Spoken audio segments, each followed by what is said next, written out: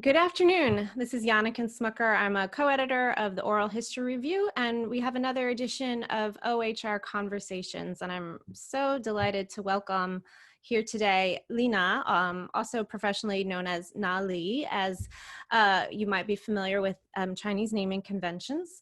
And she's stateside in California currently, was waylaid here doing some research in the United States. And I'm really happy that we could find only a 3-hour time difference to meet and talk about your recent article in the Oral History Review, History, Memory, and Identity, Oral History in China, which came out in issue 47.1. And I really found it quite fascinating, really wonderful contribution to our global field of oral history. And I think it's really important to see these pieces that are comparative. Geographically, we're all dealing with our own cultural, political, academic circumstances, and yet we're all doing work that intersects and relates to one another. So this is a really, I think, important contribution to the journal, and we were so happy to publish it. Li is a research fellow and professor at the Department of History in Zhejiang University, and she's also the editor of Public History, a National Journal of Public History, which is a Chinese publication, and international consulting editor for The Public Historian here in the United States. She serves on the board of directors for the National Council of Public History, and in addition has a book manuscript in the works, which I'm really excited to hear about, Seeing History, Public History in China, in addition to a very long list of other publications. Thank you so much for joining me today. Thank you, Janneken, for having me. I want to start off, and your article does such a great job of giving us this background, and I definitely encourage any listeners to check it out. But can you summarize for us the impact that this it's exploding, this practice of oral history in China? What is the impact it's having on China and its citizens? Well, as I have pointed out in the article, oral history as a historic source and a data or traditional literature is nothing new in China. It's played a irreplaceable role in sustaining culture and tradition. It has also impacted historic writing and dissemination in various capacities since ancient times, but it was really in the past 2 decades, especially in the last 10 years, we started to see that oral history become both a scholarly and a public form of historic engagement. So while the idea of public has transformed over time, we're not talking about mindless masses looking just for information or consuming information. We're talking about the groups of educated, thoughtful, and socially responsible citizens. So across China, we see a diverse group of professionals, including journalists and historians, curators, archivists, and librarians, filmmakers, work with the historic conscious public and to produce oral history with cutting-edge media technologies. So oral history at all social scales goes public. So when it does go public, it becomes enormous, popular and among the ordinary Chinese, so start to influence the historic consciousness of a cross-section of what we call uncelebrated Chinese. So here we have a really strong sense of ownership, especially if we focus on the cognitive, emotional, and performative aspects of oral history. You start to see that direct connection between the collective inner sense of being who we are and this micro level of how to present that in the public domain. So when the public aspects of oral history really engages people to rethink and sometimes even question the kind of history we have learned from classrooms. So you start to see this new awakening of historic consciousness that allow people to see and understand and to embrace history in their own way and at such a scale. So that's, I think, is what our history has sort of impacted the ordinary Chinese today as such a scale. You talked a little bit about you have a very ancient tradition of oral narrative and oral stories being passed down in China. How do you sort of distinguish between oral history as the field and methodology today in the 21st century and oral tradition, oral literature, and you also use the phrase oral data in your article? Well, that's a great question, but it breaks down to the question of oral what. We're been talking about oral history and literature and materials, testimony, evidence. So for each of the terms, we have a distinctive Chinese characters or terminologies to describe it. So rather than here to engage in this sort of theoretical or abstract definitional debate, I would like to just contextualize some of the differences of those terms. So oral tradition is, as I said in the article, with a focus on the recollections of the past that extends beyond one's own lifetime. And oral literature is captured in a written form that passed down for generations. So for example, the China memory projects I discussed in the article is to recapture some of what was lost from the oral tradition. And also oral literature over the centuries is the projects that launched by the National Library of China, and it's based on their extensive collections of intangible heritage and culture and traditions of China. So the oral literature and oral traditions sort of try to compensate or try to supplement what their collections, whereas oral data is a little different. It used just in a very scholarly sense that you try to collect information and look for factual information gleaned from the oral histories. So the major actually portion of the oral histories in China actually falls into this category. They're not often used as part of the broader historic studies or nor historiographies in a scholarly or methodological sense. Even with the women's history or the professional industrial history that I discussed in the article, they usually, those kind of more oral data sing as a kind of supplement written documents, or we see it in another historic source. And oral evidence, we define it as a first-hand information recorded retrospectively and preserved on a system, it serves for some historic propositions. So here, oral evidence and oral data in China are both employed to support certain propositions. The difference lies in how much they actually use. So for a list of projects that is discussed in the article, we talk about state-sanctioned versions of history. You have the open door policy, anti-Japanese war, and Nanking Massacre, or known in the West as the Rape of Nanking, and the three-line constructions, or those kind of projects. They have draw a lot of public attention with very little public input. But you use the oral history to sort of like support the already reached consensus of official version of history. At a spatial level, I see most of public oral history projects in China try to reintroduce memory into constructed public space. I discussed the museum exhibits and also how people use the oral tradition and literature and data and evidence and into a comprehensive and build that into a comprehensive and detailed history of China and its culture, which actually dovetails with the official narratives in a kind of a space. So here, I just want to point out, despite the long history we're using the oral history in China, either as a source or as a method, there actually was no established oral history programs, of course, at the college or university level till around 2010 in mainland China. This actually means that the majority of the individuals and organizations that took on oral history projects in the late 20th or early 21st century without any training. So that draws the criticisms that, the project lacks the, a methodological rigor, or that affects the quality of the oral history.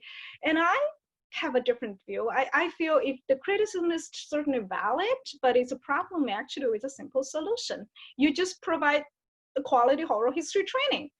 For me, I think it's a challenge, and with all those differences of the terms that you mentioned, is that the real challenge is beyond the methodological level. It's about how practitioners and the public alike interpret and evaluate oral history. Those kind of crafts and skills are not easily trained in a structured environment.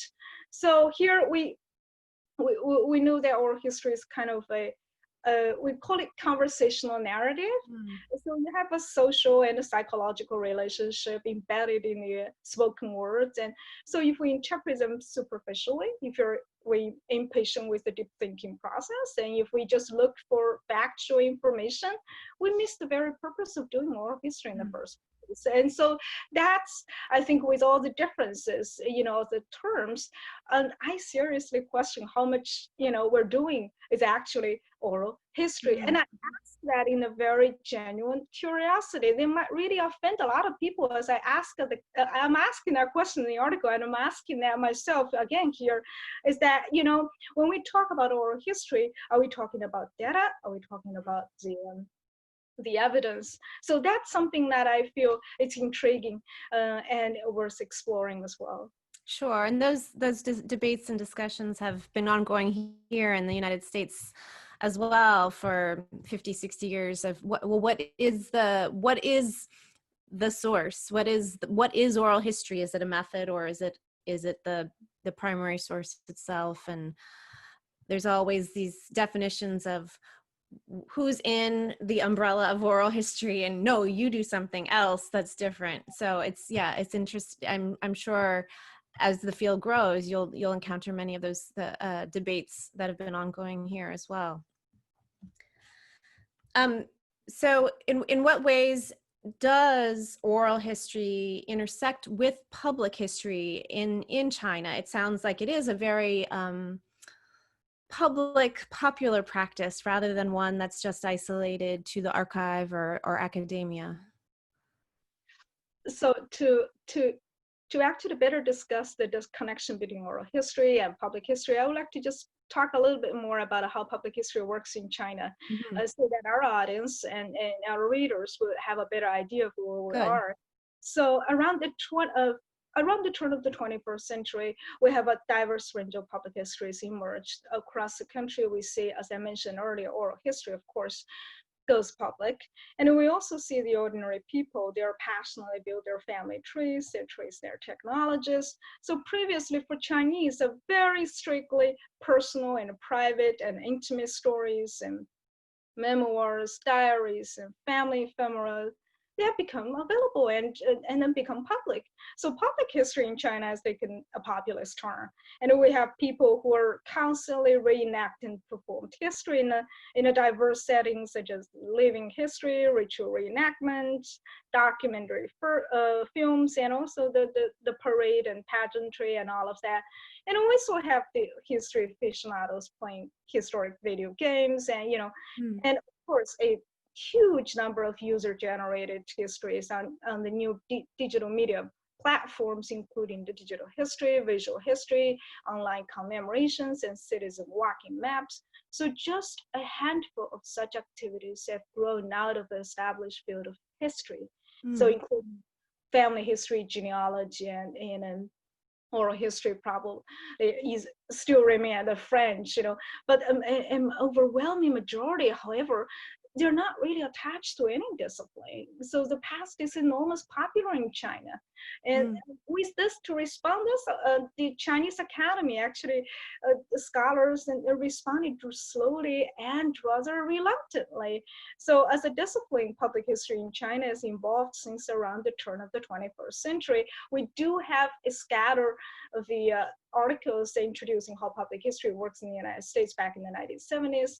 In Chinese literature, they appeared in the 1980s, but it's more like introductory and informational. But it was really in the last decade we started to see a rapid development in public history courses, programs, journals, academic conferences, training programs. So even with that, the past is repeatedly and created, interviewed, reenacted, performed, and narrated. And, even the most conservative academics and historians can't really say that history is working the same way as it always does in the last 3,000 years. So here we're not just talking about the cosmetic change of public participation. We're talking about the entire shift of history making, because never in Chinese history has there been so many reasonably educated individuals collectively equipped with such an incredible range of information and ideas thanks to the media technology. And never in Chinese history have there been so many people spend so much their time and energy and money and resources exploring the past at such a scale. So you see the traditional balance between the the production and the consumption of the history, it's tilted. So the growing public is pursuing history. And if there's one single agency that transformed the whole landscape, is it's media technology. It's an expansion of the internet and the way people access historic materials, and also they just change the speed and skills that ordinary Chinese people, they access information in general. So you see the balance, between production and consumption of historic knowledge has totally changed. It is in this technology called shift or revolution rather, that oral history finds a home in public history prior to the digital turn in oral history. When historians work with the analog media, the traditional presentation, the mode of presentation is, transcripts and also the videotapes, and nobody would even care to listen or whatever. It's not accessible to the public.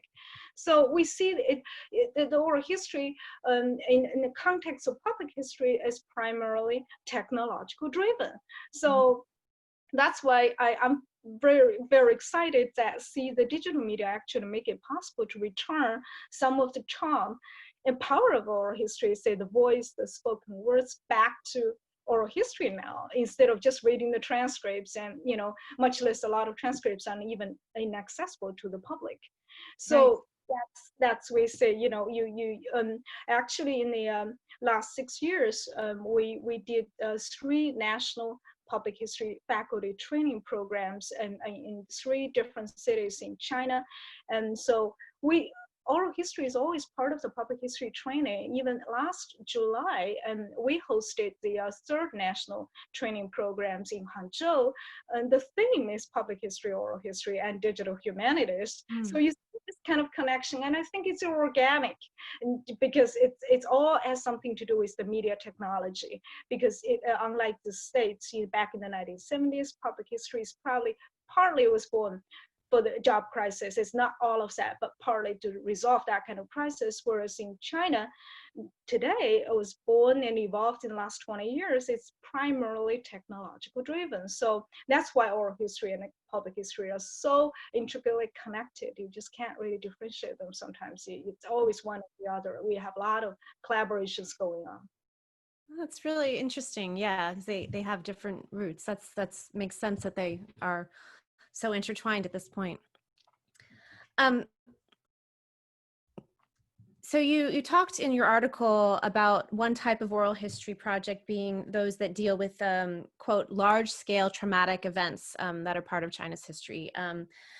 How do you think, I'm sure our listeners were really curious about this, we're having ongoing debates here in North America about whether we should be interviewing about COVID-19 right now, or whether we need to slow down and take a breath and wait rather than start collecting interviews in the midst of the crisis, have some time to reflect afterwards. So this is an ongoing discussion among oral history practitioners that's ongoing right now.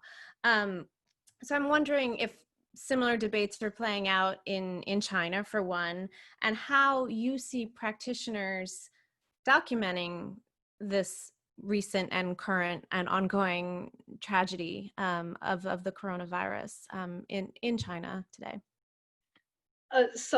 Yes, as I said in the article, one type of oral history projects at a national scale is we document this kind of natural human-made disaster. So, like I think it's not only unique to China; it's everywhere. Like our consciousness is defined by the national narratives and in various capacities. So if we think about this kind of disasters at a national scale, and I see, like a state, like in China, we have a very strange attitude. I mean, it's very supportive because it's something, the government really want the whole world to see, So for example, the oral history of Nanking massacre and the oral history of the air bombing of Chongqing during the Second World War, and also the Wenchuan earthquake, something like that. And so I did also mention the Cultural Revolution, and it's a disaster in a lot of sense, but for the political reasons, and it's still like inaccessible. But people are still doing the oral history in that regard. So mostly those oral histories in this category, they are, as I said, reactive, informational, and archival. And so it depends on how much support you get from the national and local support. So we're actually doing that. So in terms of COVID, first, when I was writing an article, there was no COVID-19. And right. so you see the pandemic, it's very, the scale and an impact on on Chinese and even contemporary life or history in retrospect would be very different. So I did mention also a little bit about the medical professionals and how That's they right. start to collect, some near-death experience from the local hospitals, but they're doing that mostly voluntary without funding. So this type of collections are, they're doing that very grassroots, no funding, and poorly documented, and much less used. So you see the COVID-19 is very different, so we don't have an aftermath yet. Usually oral history is done, after the whole thing, is gone, and, you do have that distant issue. But, with COVID, it's still ongoing. So that's why, when back in February, when Dr. Li and Liang, the whistleblowers, died new coronavirus, there was an instant online memorial commemorations about social media platform, probably as WeChat or Facebook, the Chinese version of Facebook, all over the world. You see the emotion was high, and the void was there. The people sent posts and audio and visual materials just online, just to you see it in real time. And there's a connection back to the oral history I talk about. There's the connect with the collective inner sense of psychology at that particular moment. And people may say, oh, this kind of stories, they lack the reflective and then sustaining quality, and they're not even oral history, but you see the need is there. So this actually gives me sort of like two lessons for oral historians in China, is that we have the we have the responsibility of doing something at this particular moment instead of just collecting the stories. So so basically, getting back to your question,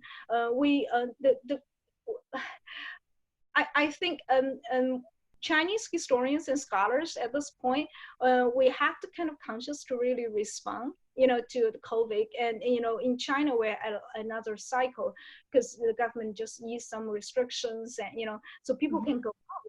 So whereas in the last 3 months, 2 to 3 months, they are quarantined in a very limited space, but most of the people, they are perfectly healthy. So so I ask students, I mean, not only me, but a group of university professors, they ask their students either do a audio biography of their time quarantine period, or they start to compare life before and after the quarantine. Now they actually can do some photo voice projects. They have their phones and they can walk in the street to see how they open up, the landscapes, and then their interpretation of the urban space is very different when they're quarantined in the limited space.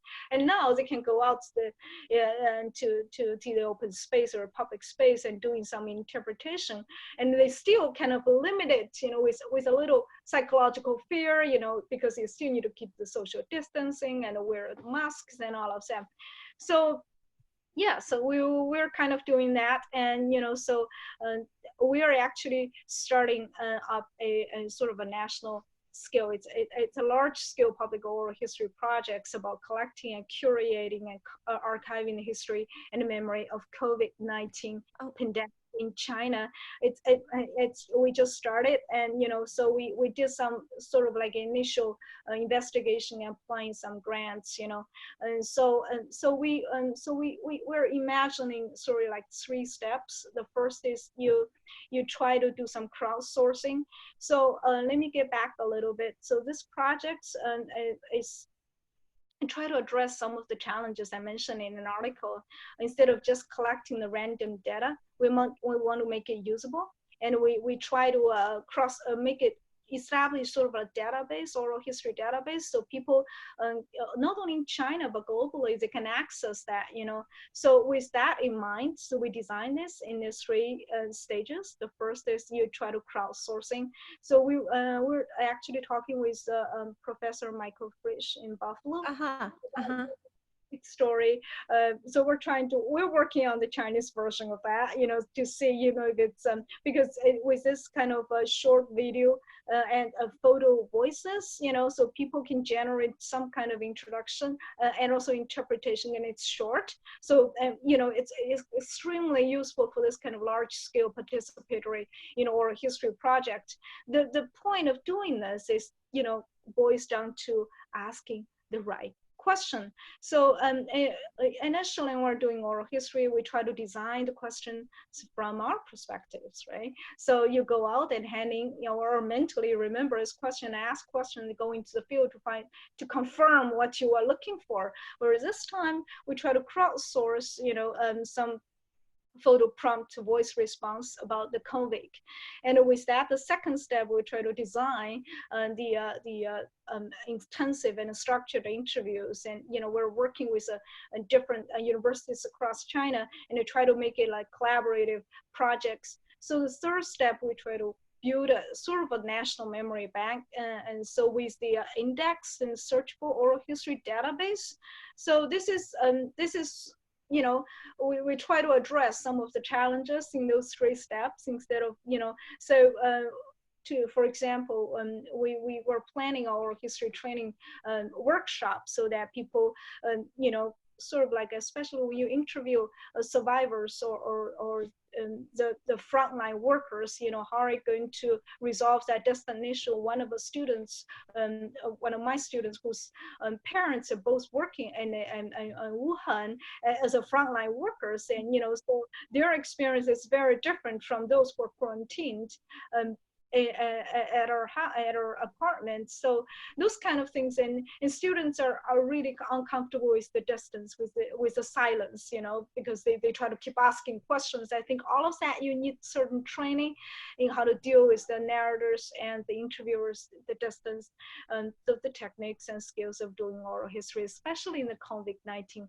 project. It's not an easy question to ask.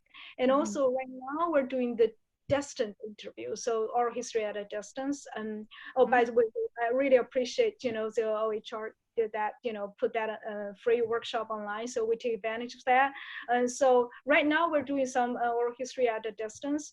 But one thing is that, if you interview people on such an emotionally intense subject, and working in at a distance sometimes make it impersonal, just like telling people their loved ones are dying on the phone. It's so we try to, we're struggling with this kind of issues, how to and treat our narrators as with humanity, just not just the subjects, providing information for us. So you see, we're struggling with this kind of, emotional and academic issues in this project, but we're just starting up. I'm very excited about this, project. We call it public oral history project at such a scale. As I said, we're applying the National Social Science funds, later this year. And so, but we can't wait till we have money to do this, because it's ongoing, as you said, and it's all over. So yeah, so it's exciting. Well, I'm glad you've been able to, spend some time doing project design in addition to everything else. It is important to be thoughtful and deliberate about how you're going to approach, especially a topic like this, for sure. So your article talks some about this, and you already mentioned this, the challenges of what the traditional dominant historical narratives are and how oral history has been able to challenge those narratives, whether they're controversial subjects or quote factual knowledge that differs when you hear it at the grassroots level. So how have you been able to with controversial subjects in the past, whether it's the Cultural Revolution or any other sort of taboo subject, how has oral history been able to approach those difficult topics in a new way? Hard. Okay, but Yeah. we're working on it. So one thing I usually preach what I'm doing, and I tell my students that when we have been doing oral history, it's go beyond the factual information, and you're not afraid of taking out controversial subjects. You take a stance, and use your techniques and skills and knowledge and try to defend what you're doing. So try not to avoid the difficult issues. On the other hand, I have to protect, them in a lot of ways. So I think one of the things we're working about the oral history and public history in China in general, those kind of projects, is that I don't really use words like unlawful or I usually say it's a different interpretations of a certain sensitive historic subjects. So at a minimal level, say for example the Cultural Revolution, and even before I went back to China, I see people are doing some oral histories, and they just archives, and they know the people who experience a Cultural Revolution. They're at their old age, probably is the right time to do oral history, and they're gone, their history is gone, that kind of thing. And the problem is that kind of oral history does not really go into public because it's archived. When will it go into public? We don't know. But I appreciate this kind of political savvy. I always joke that you work with the system instead of against the system. And actually that's the charm of doing oral history, is that you dig out some surprising stuff, and you present that in a tactical way. For example, back 2 years ago, I worked on this museum project, Jackson. We try to use oral history and to document one of the cities, evolution of one of the cities for their exhibits. So we actually touch upon the very sensitive subject about demolition and preservation. And so I mean, we instead of just saying this right or wrong, and we try to use the photographs and doing some very strategic manipulation about like how we're going to describe that, use different words, and so that's something you leave the audience with some kind of genuine room for discussions, and they know there's another aspects out there. Maybe it's not really openly stated, but it's there. So that's something I see it's a beauty of doing oral history. And so at the minimal level, we're archiving something. And I know even with the COVID, and I think there are some controversial political issues about the origin, about how people treat the different voices and their attitude towards the quarantine. But like that's why we're doing this. Otherwise there's no point of just to confirm what we've already known, right? So so yeah, so it's interesting dynamics going on. So I know as I said, we're all defined by national narratives. It's just in different capacities, right? So, or if oral history has some sense, can challenge some version of a history. And I think that's, at least we're presenting the different perspectives, and so that leave people to think about and to explore at their own pace. I think that's the kind of, the goals that we're trying to reach in terms of doing oral history on sensitive and sometimes controversial subjects. Right. I want to close by asking you to reflect a bit on, we published about a year ago Alexander Freund's piece, Long Shadows Over New Beginnings, Oral History in Contemporary China. And Freund is a Canadian scholar who came and visited China. I'm sure you're familiar with his work. And I was just curious how you see your perspective in relationship to his. He studied oral history in contemporary China from an outsider's perspective, where you're here in the thick of it. You're writing the grants and directing projects and analyzing what's going on from your perspective. What do you see as a difference in his outsider's vantage point compared to yours? I so the Professor Freund's article, "The Long Shadows Over New Beginnings," it's a very fine piece, and I actually agree with him a lot. Of what he said in the articles. For example, he said oral history in China is not just an academic activity, but even more so a popular culture and social activities, and which that can be deeply political, and that's definitely is right. As you said, as an outsider, he has certain vantage point. I've actually learned a lot from this article. So my piece is a little focus on a little bit different aspects of oral history. So it's a different focus, and if you notice that we use a different languages. So for example, Professor Freund, and his article is very, because he's an expertise in Chinese history, and with his recent experience of visiting China, and so he used a lot of Western scholarships, back, or the Chinese scholars work published in English language. So this is a very vigorous theoretical and academic approach. But the language is a little bit different, So for example, in the article, I noticed that there's a social discipline and a tool of mass control and enforced public confession, which are all right. And it's legitimate. But, my focus is rather the public aspects of oral history. And so actually, for now, there's simply very limited academic literature on the public aspects of oral history, even in Chinese language, much less in English language. So I think the way that I survey the landscape, with a very different focus, because I don't really, drag them from the current literature and doing like theoretical reflections and, give people a genealogy, something like that. I try to focus on the public aspects. It's interesting to mention this insider and outsider perspectives. My first major work was analyzing the one of the historic districts in Canada, in Toronto, Kingston Market. So with that project, I actually transferred from a outsider who are, raised in China, educated in the States, and working the project in Canada without speaking Hebrew. It's a Jewish market.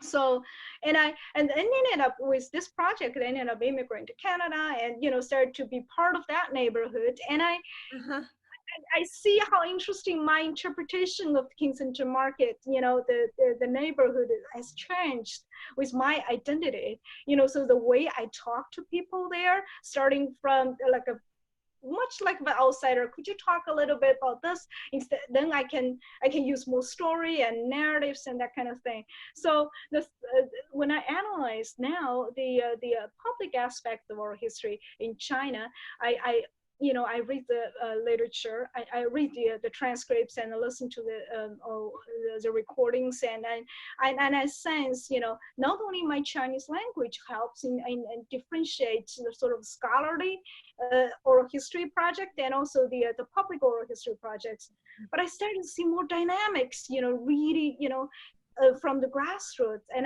that excites me when I was writing this article, and I see, there's a lot, I can explore more. For example, we work on the history and memory of Hangzhou, and when the local residents start to tell their stories, and you use your own language, local language, and I started to say, hey, we should document that, we should work with them, on this. It's community level, it's grassroots. This is exactly how oral history, it's so powerful. It's just to bring those community stories out there and in the public domain. And this gets back to what oral history is really for. So yeah, if you ask me the difference, and I think that perspective, interesting, the change of perspectives from outsider and insider, and then also the identity issue. And, because we talk about, how you're going to share the authority and oral history, I definitely feel, the working on this article and working on the aspects of oral history helps me be a better listener, so, and listen to their local voices and, see how they contribute the larger part of the history making in China.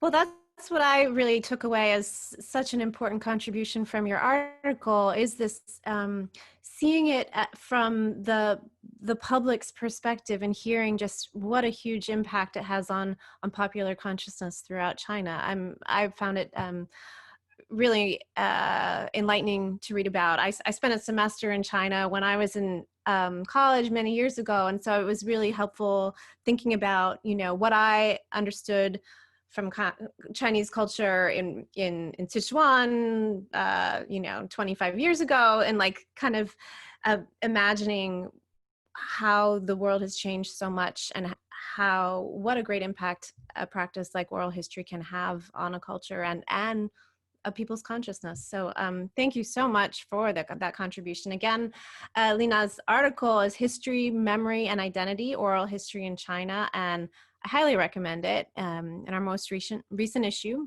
47.1, you can find it online, and the hard copy should have arrived in your mailboxes a few weeks ago as well.